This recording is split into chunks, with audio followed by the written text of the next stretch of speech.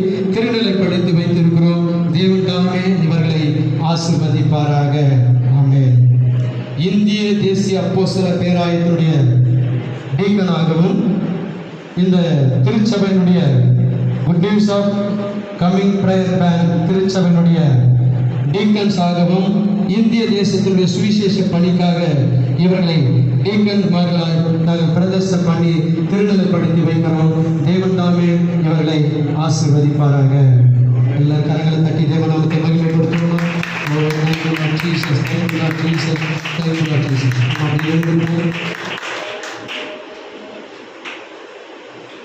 இந்த நாளிலும் கூட இவர்கள்